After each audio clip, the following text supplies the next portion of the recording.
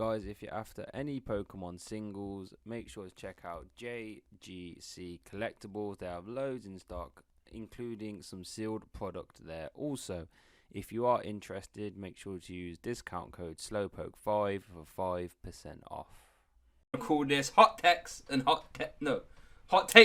There we go. In that, it doesn't really matter. But right, let's get started with ADP Zacian. Obviously, this is a deck that I've been playing a lot of recently. Do you feel as if ADP Zacian has to change much, I should say?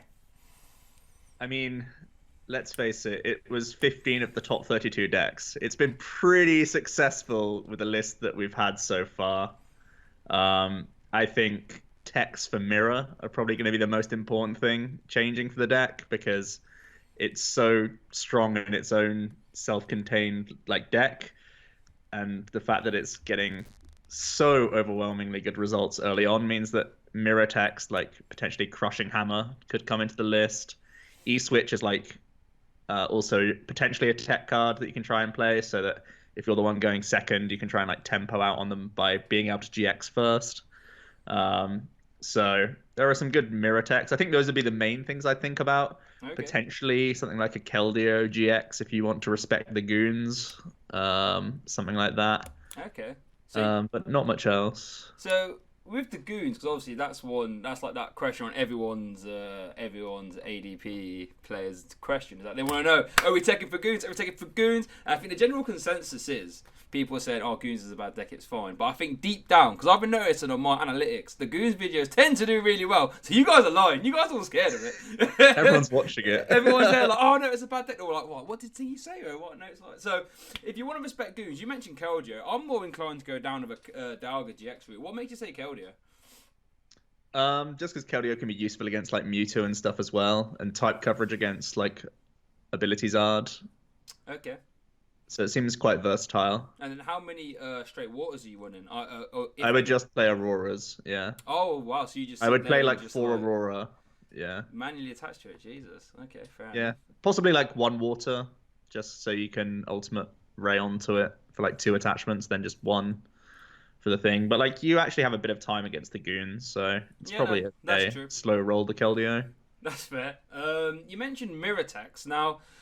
Energy Denial is one that's been brought up quite a bit in regards to mirror. What sort of count would you be playing your hammers or yell? I'm guessing, are you a yell grunt geezer or? I haven't really tried more than 1 yell grunt ever. Yep. But I think 1 yell grunt, when you're playing Dedenes and Jirachi, even 1 counts aren't the sketchiest things to play. So I can respect a 1 count. I think for crushings, it'd be between 3 and 4. So you'd have to sort of commit then to that, yeah.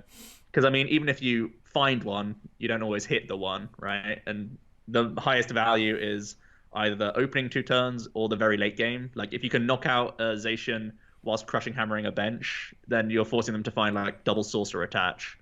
So it's not that you need to find them... they're good not only on the opening turns, they're good in the late game in Mirror as well. So playing the high count will get value throughout the whole game. Okay, fair enough. So in order to fit in 3 or 4 hammers, Joe, where are they coming from? What are we slicing from our original list? Because that's a lot to ask right there, you know. Yeah, it's a lot. I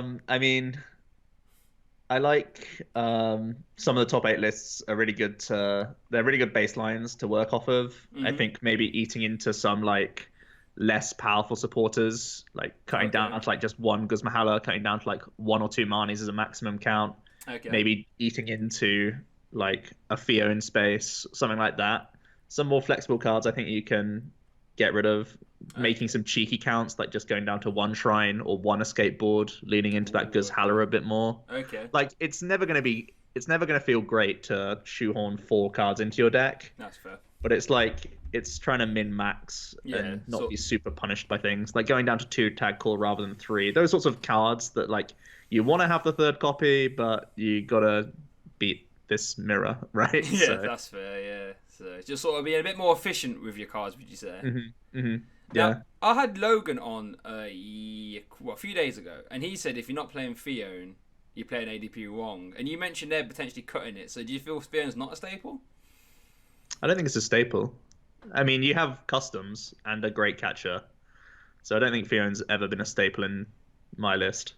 Fearman's obviously a good card, but like, I imagine like as we're talking about top techs and stuff, looking at the most successful Goon 60, it didn't play hoods, and they're Yeah, it's probably true. going to have to play hoods. I couldn't believe Like that. that's the very first thing. Like if people are being lazy, being like, Yeah, I know. fine, I'll put exactly Fion in to beat the Goons.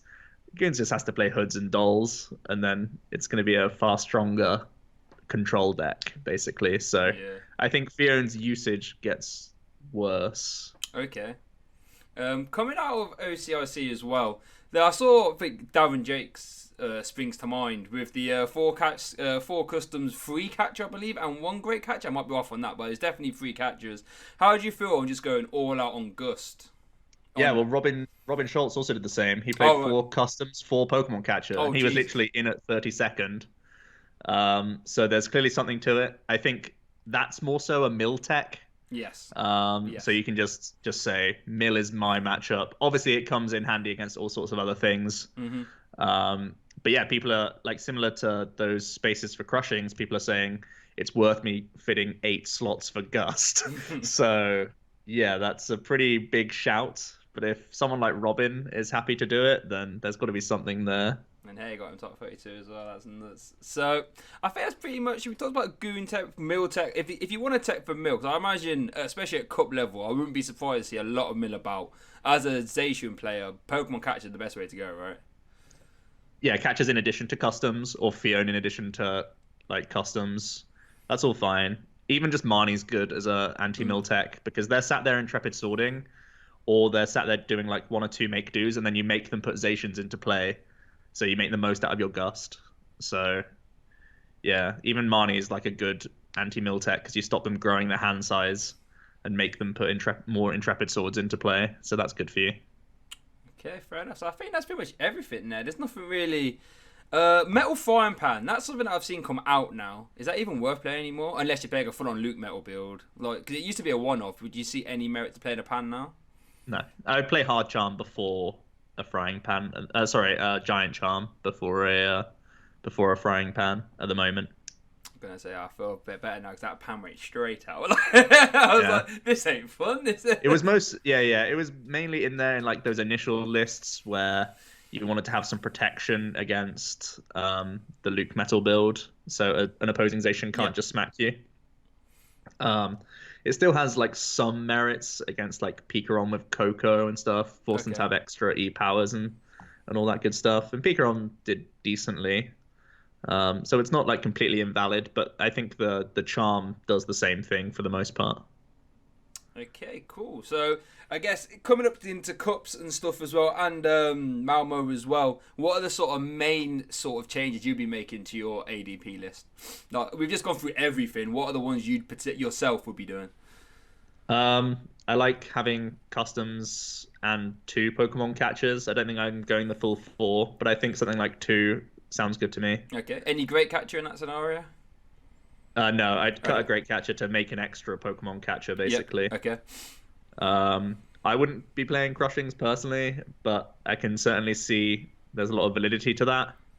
But I would just stick really similar to Burt Walters' 60. He was the highest finishing ADP Zacian, and the list is super good.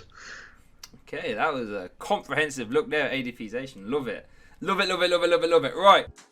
Hey guys, thanks for watching that video. Much appreciated. Really hope you enjoyed it. If you did, please don't hesitate to subscribe. I try and put out as much stuff here as I can. Full deck profiles plus games, topic conversational pieces regarding anything in the TCG.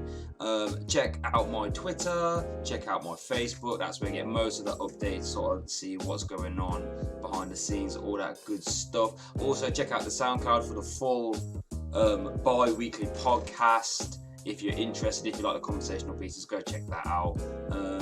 But yeah, thank you so much for watching, and I hope you have a good day.